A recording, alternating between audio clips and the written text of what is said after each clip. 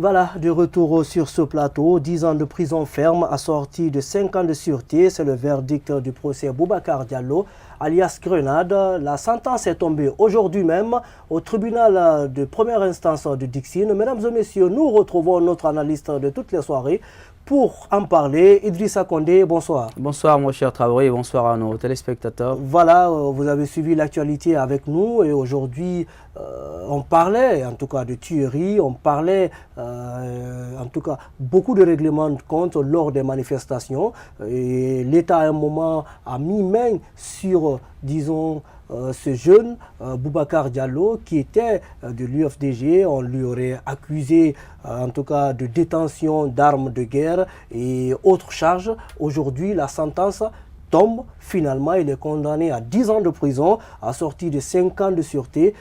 Dites-nous, est-ce qu'il y a eu une autre manière de mettre la machine en branle, la machine judiciaire en branle, pour accélérer ce dossier? Est-ce que vous avez l'impression qu'il y a juste eu, disons, un règlement de compte? Non, je vous remercie pour la question. Il faut être très clair. En droit pénal, il y a 3 éléments constitutifs de l'infraction. On a l'élément moral, l'élément matériel et l'élément légal. Donc aujourd'hui, quand le parquet a instruit ce dossier Boubacar Grenade Diallo, le parquet a pris le temps d'instruire le dossier, de prendre des informations et de rechercher des preuves contre Grenade. Je pense qu'aujourd'hui, cette décision de justice n'est pas une quelconque accélération de procédure, mais par contre, la procédure a fonctionné jusqu'au bout. La procédure est allée à son bout, l'instruction a été bouclée, le jugement s'est fait, s'est fait plutôt. Donc aujourd'hui, les avocats de Grenade ont eu le temps justement d'asseoir leur argumentation par rapport à l'accusation et le procureur de la République également a eu le temps d'asseoir son accusation. Donc il y a eu un débat contradictoire. En droit pénal, le principe c'est le débat contradictoire.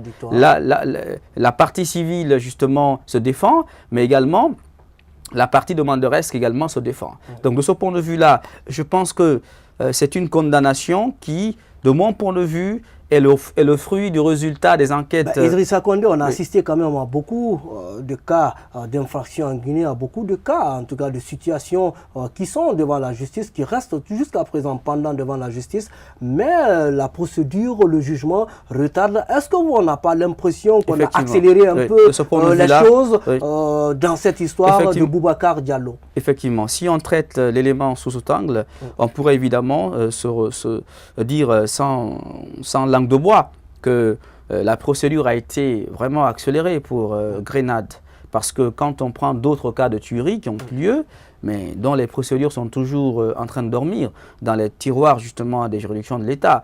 Donc on peut dire que par rapport à Grenade, effectivement, sous cet angle-là, il y a eu une accélération de procédure jusqu'à ce qu'on est arrivé rapidement à cette décision de condamnation. Donc je pense que l'un dans l'autre, la défense peut toujours faire appel justement de cette décision. Oui, l'avocat en tout cas de la défense a promis d'interjeter un appel par rapport à cette décision rendue par le juge aujourd'hui. Absolument. Je pense que la défense peut toujours faire appel de cette décision de condamnation, mais déjà la sûreté, ça veut dire qu'il restera 5 ans ferme en prison et pendant cette période-là, il ne pourrait vraiment bénéficier d'aucune situation libératoire.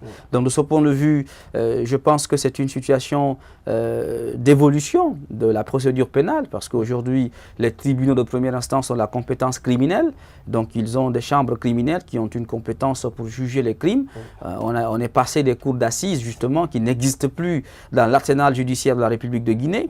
On a transformé les justices de paix en tribunaux de première instance et on leur a dévolu la compétence criminelle. De ce point de vue, la réforme de la justice telle que prônée par le ministre Cheikh Sako, garde des Sceaux, connaît une innovation. Et je pense qu'aujourd'hui, tous les dossiers criminels qui sont pendants devant les juridictions sont en cours de jugement. Et je voulais relever pour le cas de Boubacar Diallo Grenade, le fait très important que Grenade a eu le temps avec ses avocats justement de préparer sa défense.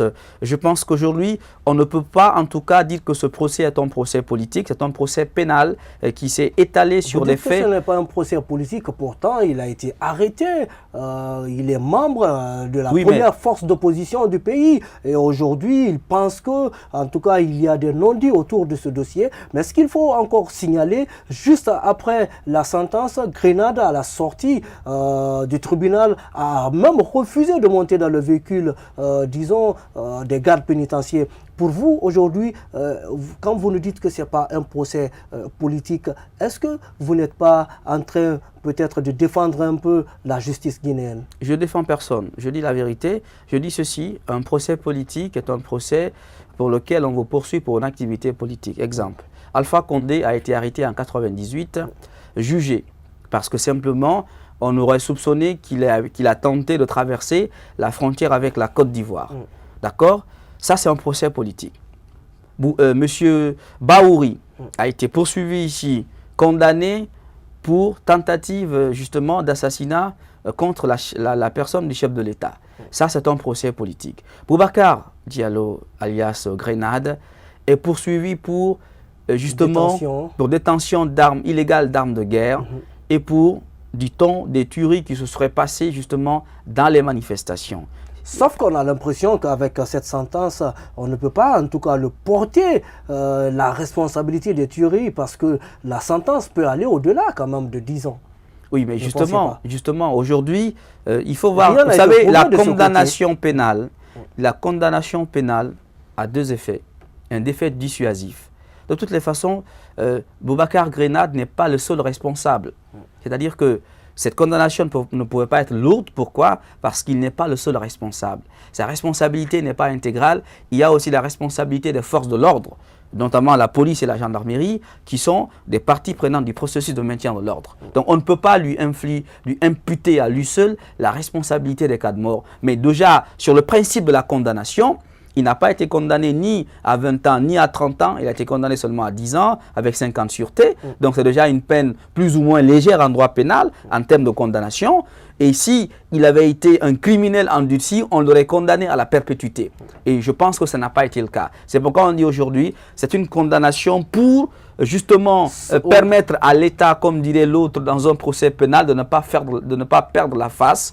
Et c'est pourquoi d'ailleurs l'avocat de Boubacar Diallo Grenade a dit clairement que c'était un procès de facettes et qu'il allait justement interjeter appel. De notre point de vue, nous disons ceci.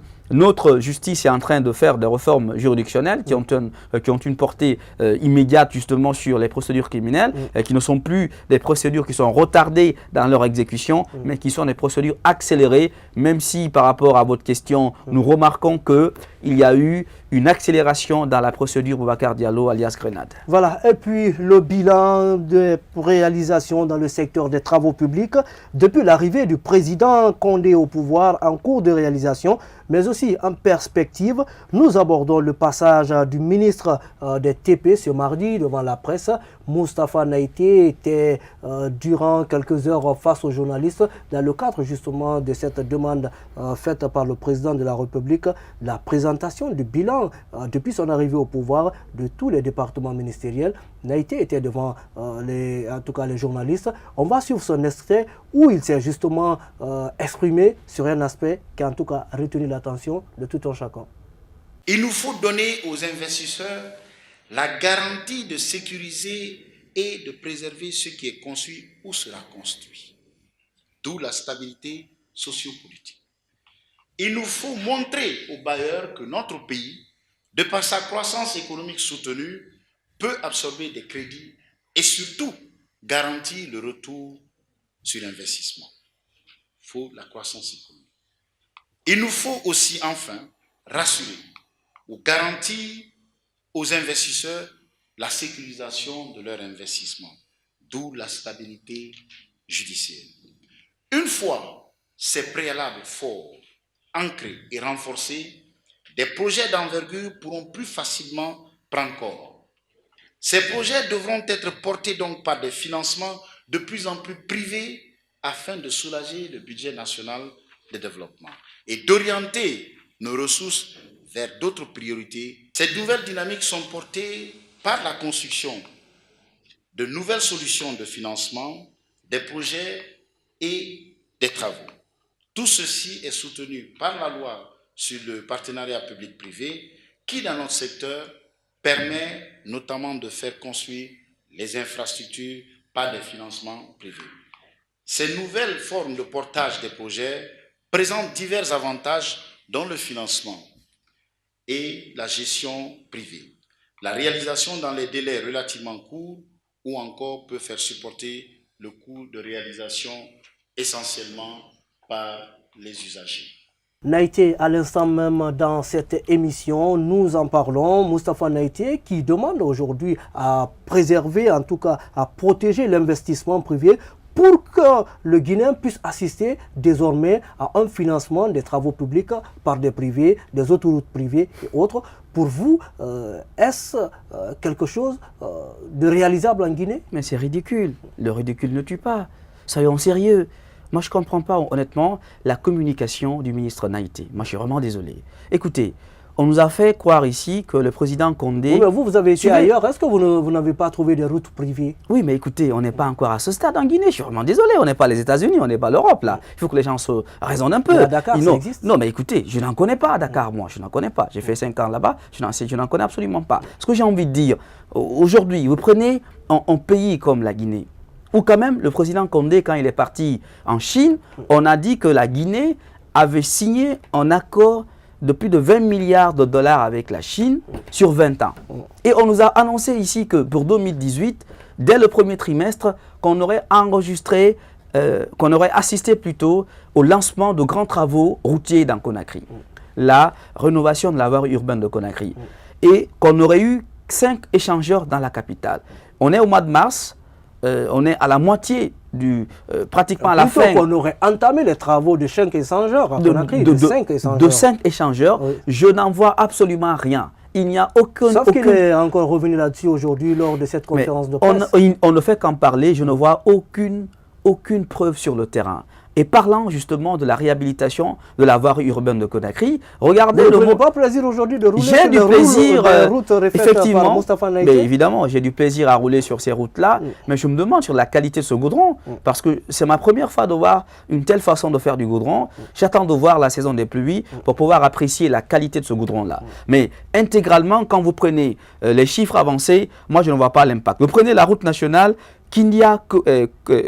Conakry-Kindia, c'est dans un état lamentable, impraticable, presque impraticable. Vous passez beaucoup d'heures justement sur la route nationale numéro 1. Vous prenez le fameux pont de Lissan. Quand il y avait l'urgence, on a fait un pont dans l'urgence. C'est extraordinaire. On passe justement la saison sèche.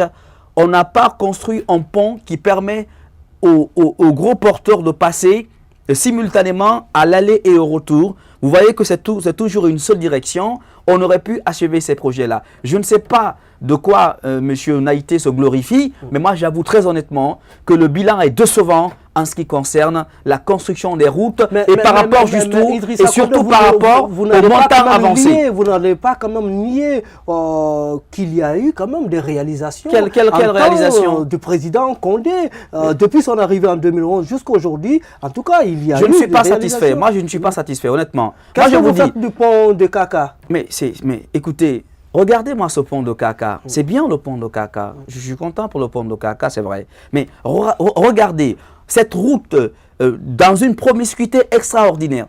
Qu'est-ce qu'on attend? Ça fait 3 mois qu'on est là, il n'y a pas d'urgence, il n'y a pas de guerre, il n'y a rien. On aurait pu refaire la route nationale numéro 1, qui quand même quitte ici jusqu'à Cancan. On aurait pu refaire cette route-là, ne serait-ce jusqu'à Mamou.